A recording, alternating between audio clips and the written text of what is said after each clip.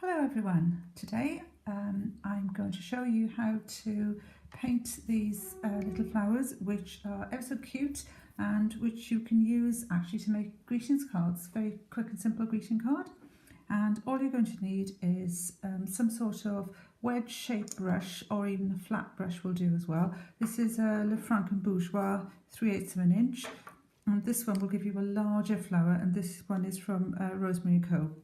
And it's a series 302, and it's a nice, actually it's a synthetic brush, but it's really great for painting. So we're going to start off with artist's quality paint, and all I'm going to do is put that one up there for you. I'm going to put 3 sort of splodges of colour, and I do mean splodges, where I want the centre of my flowers to be. I find it far easier to do it that way. Then I'm going to take out my super tidy and well organised paint, and this is just an old plate from a charity shop, and I do find actually that they're quite useful, these old plates, and they're marvellous for mixing colours. So I've got my colour there, and then I'm just going to take a little bit of a darker colour for the very edge, and then I'm going to put the edge there, and then basically I'm just going to do that. Now this time I've got more dark colour than I had on some of the others, but can you see it gives you that lovely variegated style. Oops. And you might also notice that to make life easier for myself, I'm actually turning the book rather than trying to do it any other way. So let's have a little bit more on some of the darker blue, and we'll do exactly the same here. And to make your life easier, you can do 2 petals at once.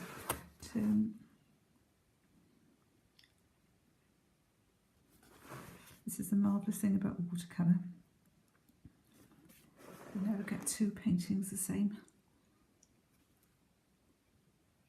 And turn again. And turn again. There, I'll give it this one. Now, just for you to see the difference, when I painted those, I had the brush that way. When I painted those, I had the brush that way. So it does give you quite a different effect. Then we're going to go back to the little brush we started off with originally, and we're going to give ourselves some stems. Right, so this is another Rosemary & Co. brush, very, very fine one. And all we're going to do is come down like that, and then you can't really see that stem all that well, but you've got to imagine that it's there, okay, like that. Then to do a leaf, do a little thing like that, and then leave a gap in the centre.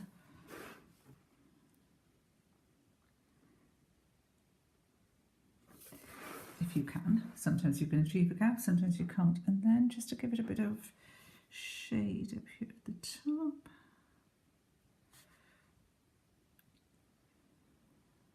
Don't bother with that one because, oh no, actually I think I might. And there we are.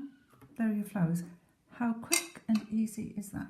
So cut them out, make them into greetings cards. If I were you, if you're going to make them into greetings cards, I'd cut the piece of paper first, and you're done. Enjoy.